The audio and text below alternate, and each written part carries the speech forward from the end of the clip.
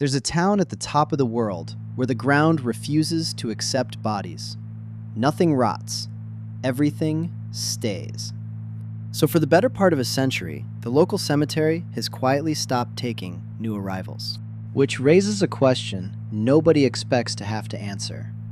What do you do with people who die anyway? That's the end of this. We'll get there. On the way, 8 other perfectly ordinary things that walked into a statute and did not walk back out. A pet, a name, a dance floor, a stick of gum that took a trade negotiation with the United States to make legal again. Some of these are real. Some of them are stories people keep repeating because it never occurs to anyone to check. I'll tell you which is which. Switzerland decided that loneliness was a welfare problem. In 2008, Switzerland rewrote its animal welfare rules, and somebody on the drafting committee thought carefully about guinea pigs. Guinea pigs are social. Alone, they get stressed, withdrawn, and unwell. So the ordinance says you can't keep just one. Same for budgies. Same for a handful of other species that don't do well by themselves. Reasonable enough, except animals die, and they don't tend to die in pairs. So you're an elderly Swiss person. Your 2 guinea pigs have been with you for years, and one of them goes. You now own 1 guinea pig, which is, technically, a problem. Buy a new one, and you're on a treadmill. Eventually, one of them outlives the other, and you're right back where you started. So a small industry appeared. You can rent a guinea pig, a companion animal, on loan for the survivor. Some services will match you with a similar aged animal. It's not a joke service. It exists because the law made a gap and somebody filled it. The rule is still on the books. A country looked at a rodent and legislated for its feelings. A car slows on the Autobahn for the oldest reason there is. The Swiss rule punishes you for what you failed to provide. This next one is supposed to punish you for what you failed to plan. You've heard this one. On the German Autobahn, running out of fuel is illegal. The logic sounds airtight. Stopping on the Autobahn without necessity is prohibited, and an empty tank isn't a necessity. It's a decision you made 40 kilometers ago. And the first half of that is real. German traffic rules genuinely do restrict stopping and parking on the Autobahn. The second half is where it gets slippery. Every list says there's a fine. The amount changes depending on which list you're reading. I went looking for the provision that names running out of fuel as the offense. I could not find one. What I found instead was a general rule about stopping where you shouldn't, which a very tired driver on a hard shoulder would fall under anyway. So treat this one as disputed. Not invented exactly, just stretched. Which is how most of these stories work. There's a real rule underneath, and then decades of retelling sand off all the qualifications. Keep that in mind, because the next one gets laughed at, and it absolutely should not be. A Danish driver is expected to check something before turning the key. Danish law expects a driver to make sure nobody's under the car before driving off. This turns up on every list of insane laws in the world, usually with an exclamation mark. Look under your car for people. Ha! What a strange little country. Except, here's the thing. Children play under parked cars. Cats sleep under warm engines. Drunk people fall asleep in absolutely inconvenient places. And a car pulling away is one of the few machines a person can be underneath without anyone knowing. The Danish provision isn't really a special anti-undercar statute. It's a general duty to check that moving off is safe. Somewhere along the line, it got translated into English, stripped of context, and reprinted forever as a punchline.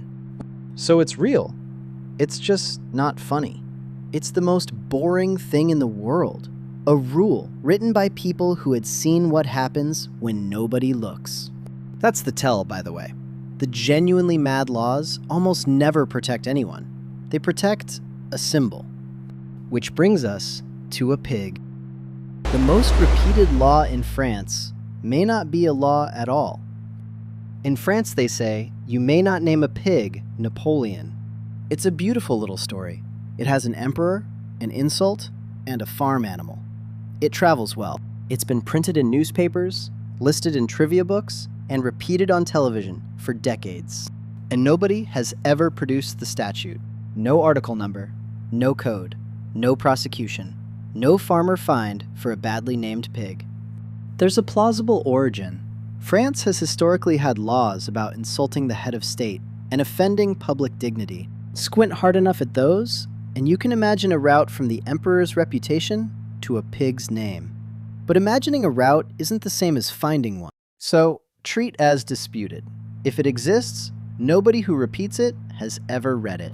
Which is the difference between this and the next one. Because a state committee deciding what you may call a living thing, that part is entirely real. It's just not happening to pigs. A mother in Reykjavik opens a letter about her daughter's name. Iceland has a naming committee. If you want to give your child a name that isn't already on the approved register, you apply. The reasoning is linguistic. Icelandic grammar declines names, and the committee checks a name can be conjugated properly and won't embarrass the child. In 1997, a mother registered her daughter as Blair. It means light breeze. The committee said no. In Icelandic, Blair was classified as a masculine noun, so it wasn't approved for a girl, which left her, officially, without a first name. For 15 years, her documents referred to her as girl. Her passport, her school records, her bank, girl. Everyone in her life called her Blair. The state was the only party that refused. So in 2013, at 15, she sued the Icelandic state for permission to be called what everyone already called her. Evidence was produced that the name had been used for women before. The district court in Reykjavik ruled in her favor. She got her name. It took a lawsuit, a court, and 15 years of being addressed as a placeholder. Somewhere in Milan, allegedly, a frown is an infraction. Iceland told a girl what she couldn't be called. Milan, supposedly, tells you what your face has to do. The claim is that a Milanese ordinance requires people to smile in public at all times, with two exceptions: funerals and hospital visits. Now, those exceptions are the giveaway. They're too neat. They're the kind of detail a story grows to make itself believable. The usual explanation is that it dates back to the Austro-Hungarian administration of the city and simply was never repealed, which would be a lovely piece of history if anyone could point to the document. Nobody's been fined, no enforcement, no case, just an anecdote with excellent legs. So, disputed. Assume the citizens of Milan may look however they want, but a government telling people what their bodies may do in public is not always folklore. Sometimes it's on the books for nearly 70 years. Japan wrote a law about dance halls and then forgot to take it back. In 1948, in the aftermath of the war, Japan passed a law regulating businesses that affect public morals. Dance halls were a target. The concern at the time was that they doubled as fronts for prostitution. So the law required venues to hold a dancing license and restricted dancing after late night hours. That made sense in 1948. Then the country changed, and the statute didn't. By the 2000s, Japan had one of the great club scenes on Earth, operating under a law written for a world of ballrooms and taxi dancers. Mostly nobody enforced it. Then, around 2010, police began raiding clubs in Tokyo and Osaka and shutting them down. Venues that had run for years suddenly found themselves prosecuted for people moving to music after midnight. So the scene organized: musicians, DJs, club owners, lawyers, and a petition with tens of thousands of signatures. In 2015, the Diet passed a reform. Venues meeting lighting and licensing conditions could finally let people dance all night. 67 years. That's how long it takes to unwrite a law nobody remembers the reason for. At the top of the world, the Earth doesn't finish the job. Longyearbyen sits about 1,000 kilometers from the North Pole. Around 2,000 people live there. The internet will tell you it's illegal to die there. That's not right, and the real version is stranger. The ground is permafrost. It doesn't thaw. What goes into it does not decompose. Bodies buried there stay preserved, and ground that heaves and shifts with the seasons has a habit of bringing things back toward the surface. Researchers later took tissue samples from men buried in Longyearbyen in the 1918 flu pandemic. Live, viral material was still recoverable. So the local cemetery stopped taking new burials decades ago. Practically speaking, it's closed. There's a knock-on effect. There's no long-term care capacity for the very sick or the very old. So people who become seriously ill are flown to the Norwegian mainland. Same for pregnancies close to term. Nobody is prosecuted for dying. What happens is that the town quietly stops being somewhere you can remain. It's the only place I know of where the geology, not the legislature, wrote the rule. Everything else here is human. Singapore looked at a stick of gum and saw an infrastructure problem. Longyearbyen's rule came from the ground. Singapore's came from a door. In the late 80s and early 90s, people were sticking chewed gum on the sensors of the mass transit doors. A train with a door that won't close is a train that doesn't move. A city's worth of commuters, held up by something somebody spat out. Cleaning it off benches, floors, and lift buttons was costing serious money too. So in 1992, Singapore banned the import and sale of chewing gum outright. Not chewing it, selling it, importing it, bringing it in commercially. The gum simply left the country. And it held. For over a decade, there was effectively no chewing gum on sale in Singapore. Then in 2004 came a free trade agreement with the United States, and American gum manufacturers had a view about market access.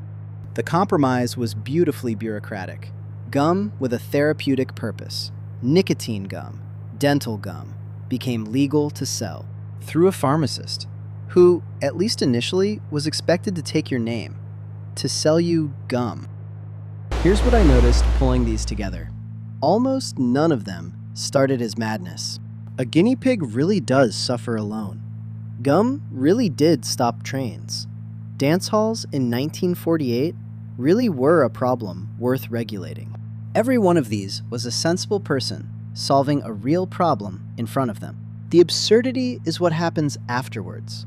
The problem goes away, and the rule doesn't. 67 years of illegal dancing. 15 years of a girl called girl. A pharmacist logging a gum sale because of a trade negotiation. Laws are easy to write and enormously hard to unwrite.